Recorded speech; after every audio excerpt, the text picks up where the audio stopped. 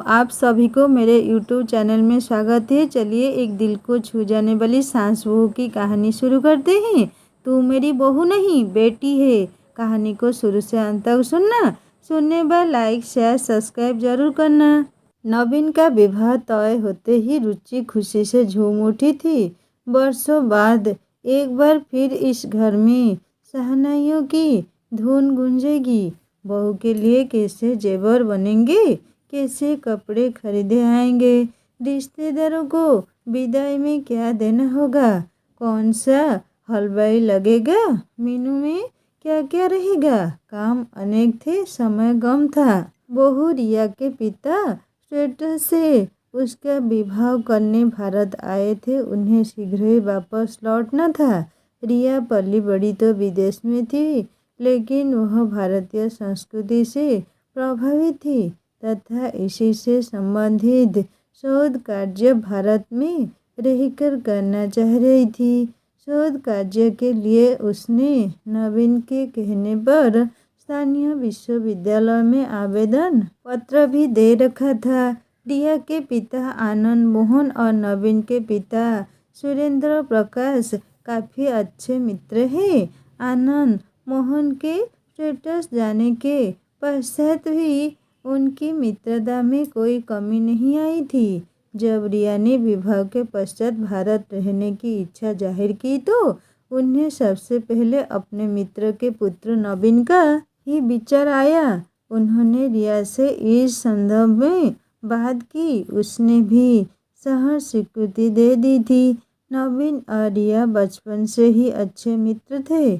उनकी मित्रता समय के साथ परवान चढ़ती रही। वास्तव में रिया के भारत प्रेम का कारण नवीन ही था। यही कारण था कि उसने पिता की बात तुरंत मान ली। इंटरनेट के जरिए धीरे धीरे अपनी मंजिल पर पहुंची उनकी मित्रता अब विवाह के अटूट रिश्ते में परिवर्तित होने जा रही है। नवीन ने ही भारत के पर्यटन स्थलों, तीर्थ स्थानों तथा रीति रिवाजों का ऐसा वर्णन किया था कि वह पाश्चात्य देशों की सुख सुविधाएं छोड़कर भारत में ही बसने का मन बना चुकी है। विवाह का दिन जैसे जैसे नजदीक आता जा रहा था, रुचि की व्यस्तता बढ़ती जा रही थी। निमंत्रण पत्र देने वालों की ध्यान से सूचियां बनाई गई। कहीं ऐसा न हो कि कोई छूट जाए। ऐसा मौका जीवन में बड़े भाग्य से आता है। अतः वह चाहती थी कि कोई कमी न रहने पाए। विवाह का दिन भी आ गया। बेटी बहू को स्टेज पर साथ साथ बैठा देखकर रुचि फूली नहीं समा रही थी। दोनों की जोड़ी लग भी बहुत सुंदर रही थी। प्याजी रंग के बेशकीमती लहंगे में रिया की सुंदरता में चार चांद लगा दिए थे। बहू तो आप बहुत सुंदर लाई हैं, उसकी मित्र सुजाता ने उसे बधाई देते हुए कहा। धन्यवाद कहकर वह मुड़ी ही थी कि अन्य मित्र नम्रता ने जिंदा दिली के साथ कहा, बहुत बहुत बधाई रुचि मैडम, सास बनने के लिए। अरे क्या कह रही हो नम्रता, सास तो मैं आज से 2 वर्ष पूर्व ही बन चुकी हूँ, रुचि ने सहजता से कहा। वह तो मैं भी जानती हूँ, लेकिन बहू की सास बनने तथा दामाद की सास बनने में जमीन आसमान का अंतर है। वह कैसे, आश्चर्य से रुचि ने पूछा। दामाद तो 4 दिन के लिए आता है, आवभगत करवा कर चला जाता है, लेकिन बहू के साथ तो निभाना पड़ता है, नम्रता ने दार्शनिक अंदाज में कहा। नम्रता तो कहकर चली गई, किंतु रुचि के लिए अंतहीन प्रश्न छोड़ गई थी। वह सोचने लगी, नारी रूपी सास और माँ एक ही सिक्के के 2 पहलू होते हुए भी किसी के लिए अच्छी और किसी के लिए बुरी क्यों हो जाती है। सास के रूप में और माँ के रूप में उसके व्यवहार में अंतर क्यों होता है। एक स्त्री जहाँ बेटियों की स्वतंत्रता की पक्षधर होती है, वहीं बहुओं को परंपरा के नाम पर सैकड़ों बेड़ियां पहनाने में उससे कोई संकोच नहीं होता तरह तरह की बंदिशें न मानने पर बेसुर उच्छृंखल बददिमाग जैसे अलंकरणों से सुसज्जित करते हुए आनंदित होते समय शायद वह भूल जाती है कि यह वही लड़की है जिसे वह गाजे बाजे तथा पूर्ण रीति रिवाजों के साथ संपूर्ण बिरादरी के सम्मुख अपने पुत्र के लिए ब्याह कर लाई थी। फिर बहू के घर में कदम रखते ही ऐसा क्या हो जाता है कि सास रूपी स्त्री अपने घर में उसका दखल सहन नहीं कर पाती है। वह घर की जिम्मेदारियों से मुक्त भी होना चाहती है और नहीं भी। यह स्त्री की कैसी दुविधा है। घर की चाबियां बड़े प्यार से बहू को संभलवाते हुए बड़े प्यार से यह कहने वाली स्त्री की तू मेरी बहू ही नहीं बेटी भी है। अब यह घर तेरा है, तू जैसे चाहे रह, जो चाहे कर। अचानक इतनी निष्ठुर क्यों और कैसे हो जाती है वह आज तक नहीं समझ पाई है। माँ, तुम यहाँ हो। डैडी कब से तुम्हें ढूंढ रहे हैं। जल्दी जाओ, डैडी भैया भाभी के पास हैं। प्रिया उसकी पुत्री अपना बेशकीमती लहंगा संभाले हाँफती हुई आकर बोली तथा जैसे आई थी वैसे ही चली गई। प्रिया की आवाज़ ने उसके मन के अंतर्द्वंद को रोक दिया था। नवीन के विवाह में प्रिया ने अपनी सारी सहेलियों को आमंत्रित किया था। उन सबको अपनी नई नवेली भाभी से मिलाने में ही वह इतनी व्यस्त थी कि अपनी 1 वर्षीय पुत्री को भी भूला बैठी है। उसको गोद में लिए दामाद जी एक कुर्सी पर बंधे बैठे थे। अचानक उसे अपनी प्यारी और मासूम बेटी पर प्यार आ गया।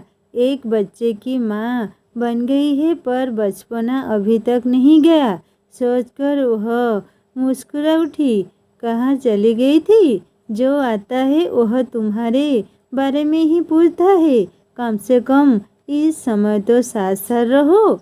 उसे देखते ही सुरेंद्र झुंझलाकर बोल उठे थे। विवाह की सारी रस्में निपटाते ही बार बार नम्रता के कहे शब्द उसके जेहन में गूंज रहे थे। बहू के साथ तो निभाना पड़ता है। यह सच है कि बहू एक अलग घर अलग परिवेश से आती है। उसे नए घर नए परिवेश में ढलने में समय लगता है, लेकिन बहू भी तो बेटी जैसी ही होती है ना। अगर सारे पूर्वाग्रह त्याग दिए जाए तो कोई संदेह नहीं कि सास बहू के रिश्ते में मधुरता न आए। वह तो 21वीं सदी की गिनी चुनी सासों में से एक है, प्रगतिशील विचारों की है। उसे भला बहू के साथ निभाने में क्या दिक्कत आएगी। अगर कुछ आए भी तो वह सब संभालेगी। वैसे भी प्रत्येक रिश्ते में थोड़ा बहुत समझौता तो करना ही पड़ता है। और फिर वह तो उसके पुत्र की पत्नी है, उसके घर का सम्मान है, इज्जत है। जब वह उसे प्यार और सम्मान देगी तभी तो उससे प्यार और सम्मान पाएगी। यह सोचकर उसने मन में उठाई सैकड़ों नागफनियों को दबाने का प्रयास किया तथा एक नई सुबह के स्वागत की तैयारी में जुट गई। विवाह खूब धूमधाम से हो गया। बहू घर आई नहीं कि रिश्तेदारों का जाना प्रारंभ हो गया। शाम होते होते तो घर खाली हो गया। लग ही नहीं रहा था कि कल ही इस घर में विवाह हुआ है। बहू आई है। न संगीत की सुमधुर सुरल हरियाँ, न लोगों के कह कहे और न ही बच्चों का शोर। शांति ही शांति थी। एक समय था शादी की भागदौड़ हफ्ता पहले प्रारंभ हो जाती थी और हफ्ते बाद तो चलती रहती थी। ढोल मजीरे की आवाज़ सुनकर दूसरे गांव के लोग भी समझ जाते थे कि पड़ोस के गांव में विवाह है। घर में मिठाई और पकवानों के ढेर लग रहता है। कितनी मिठाइयाँ बांटी जाती थी, उसके बावजूद भी बर्बादी होती थी। वस्तुतः बर्बादी देखकर ही उस समय विवाह की शान का पता चलता था। अब सब कॉन्ट्रैक्ट पर आसानी से हो जाता है। बस कुछ घंटों का खेल। न कोई परेशानी और न ही कोई झंझट और न ही बर्बादी। बस पैसा फेंको और तमाशा देखो वाली स्थिति रहती है। बैंक्वेट हॉल को बुक कराने की तरह ही पंडित भी आजकल विवाह संपन्न कराने के लिए घंटों के हिसाब से ही तय किए जाते हैं, यानी सब कुछ यंत्रित सुनियोजित। उन्होंने भी शहर के प्रतिष्ठित होटल का हॉल बाहर घंटे के लिए बुक किया था। कुछ नज़दीकी रिश्तेदारों को छोड़कर अन्य सभी मेहमानों के लिए होटल में ही कमरे बुक करा दिए थे। वे वहीं आए और वहीं से चले गए। न किसी को परेशानी और न ही कोई समस्या और न ही शिकवे शिकायतें। प्रिया अपनी नई नवेली भाभी के साथ कुछ समय और गुजारना चाहती थी, पर अपनी सास के बीमार होने के कारण चाहकर भी नहीं रुक पाई। दीदी, बहू तो बहुत सुंदर है, पढ़ी लिखी और होशियार है, पर तुम जरा संभल कर रहना। घर की अंतिम मेहमान उसकी देवरानी भी जाते जाते सीख देती गई थी। रुचि कहना चाहकर भी कुछ नहीं कह पाई। भला संभल कर रहने वाली क्या बात है, बहू ही है, न कि कोई शेर या भेड़िया जिससे संभल कर रहा जाए। शायद इसी तरह के वाक्य सास बहू में दरार पैदा कर मनमुटाव का कारण बनते हैं। सोते हुए उसे वितृष्णा हो आई थी। पता नहीं क्यों वह प्रारंभ से ही किसी को कुछ नहीं कह पाती थी, चाहे दूसरों की उलझ-लूल बातों को सुनकर सोच सोच कर परेशान होती रहे। उसका मानना था कि क्यों किसी को कुछ कहकर उसका दिल दुखाया जाए। कभी कभी वह सोचती कि जब दूसरे कह सकते हैं तो वह क्यों नहीं। वह जानती थी कि अन्याय सहना ही अन्याय को बढ़ावा देना है, लेकिन सब कुछ समझने बुझाने के बाद भी वह अपनी आदत नहीं बदल पाई थी। सुबह 8 बजे बहू रिया स्लीवलेस गाउन पहने आंख मलते हुए बाहर आई तथा सोफे पर पांव रखकर बैठते हुए बोली, hi mom, hi dad, very good morning. Sorry, आज उठने में थोड़ी देर हो गई। रिया की वेशभूषा और हाव भाव देखकर 20वीं सदी की सास का आक्रोश निकलने ही वाला था कि 21वीं सदी की प्रगतिशील सास 20वीं सदी की सास पर हावी होते हुए बोली, कोई बात नहीं बेटा, क्या चाय पियोगी? नहीं मॉम, मैं चाय नहीं पीती, कहकर वह बेवकूफ़ी से टीवी खोलकर बैठ गई। रुचि ने सोच लिया था कि जब रिया स्वयं चाय नहीं पीती तो उससे एक कप चाय की आशा करना ही व्यर्थ होगा। उसे वह दिन याद आए जब वह सुबह उठकर दर्जन भर लोगों के पैर छूकर आशीर्वाद लेने के पश्चात अपने दिन का प्रारंभ करती थी। रात्रि को सोने से पूर्व भी सास ससुर के चरण स्पर्श कर उनका आशीर्वाद लेना आवश्यक था।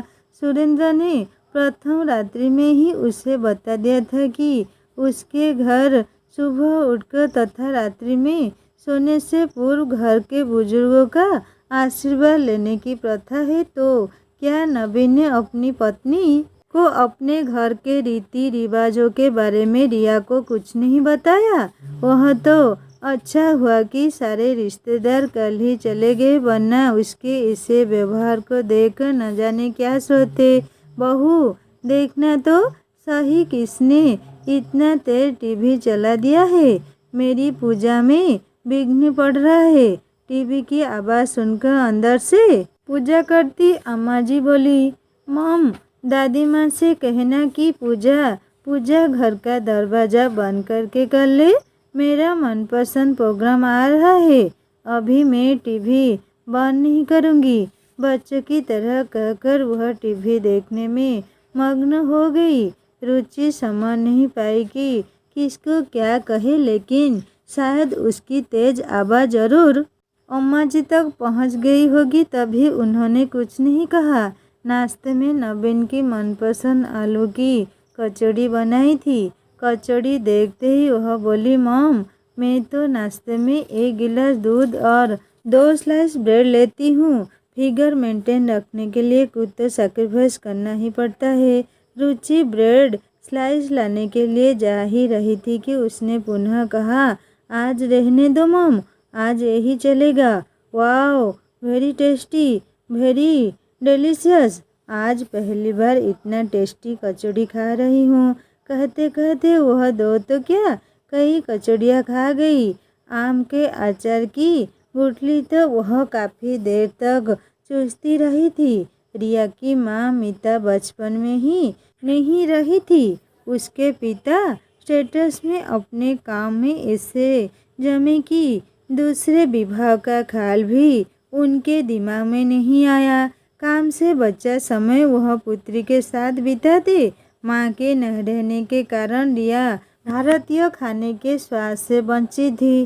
पिता और पुत्री बस जैसे तैसे काम चला लेते थे। शाम को वह उनका मूवी जाने का प्रोग्राम था। जीन्स और टॉप में तैयार होकर रिया निकली तो 20वीं सदी की सांस ने रोकना चाहा।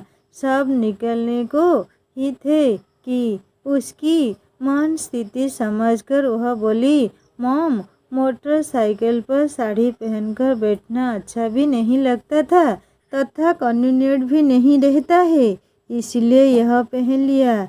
21वीं सदी की सांस ने मुस्कुराकर जाने की इजाज़त दे दी। आखिर नई नवेली दुल्हन से तकरार करने से क्या लाभ। नई नवेली दुल्हन पायल छनकाती आती है तो अच्छी लगती है। मर्दानी कपड़ों में बहू बेटी अच्छी नहीं लगती है। लाड़ में इतनी छूट न देने के बाद में पछताना पड़े। अम्मा जी ने चेतावनी के स्वर में उसे आगाह किया। अम्मा जी शायद अपनी जगह ठीक थी, लेकिन वह जानती थी कि 21वीं सदी की बहू से ज़बरदस्ती कुछ भी नहीं करवाया जा सकता और न ही उस पर अपनी इच्छा थोपी जा सकती है। फिर जब नवीन को कोई एतराज़ नहीं है तो फिर भला उन्हें एतराज़ करने की क्या आवश्यकता है, रुचि ने सोचा था। हफ्ते भर बाद नवीन और रिया हनीमून के लिए गोवा गए। थोड़ा सुकून मिला, वरना पिछले कई दिनों से लग रहा था मानो रातों की नींद या दिन का चैन छिन गया है। अपना घर ही बेगाना लगने लगा है। कई दिन अव्यवस्थित घर को व्यवस्थित करने में ही लगे। वास्तव में मनुष्य अपनी दिनचर्या में इतना रम जाता है कि दिनचर्या में आया जरा सा भी व्यवधान उसे कष्टप्रद प्रतीत होने लगता है, चाहे यह व्यवधान उसके अपनों द्वारा ही उत्पन्न क्यों न किया गया हो। दोस्तों, कहानी आगे सुनेंगे दूसरा भाग में। कहानी कैसी लगी मुझे ज़रूर कमेंट करके बताइएगा और अच्छी लगी तो सब्सक्राइब करके बेल आइकन दबा देना। नमस्ते।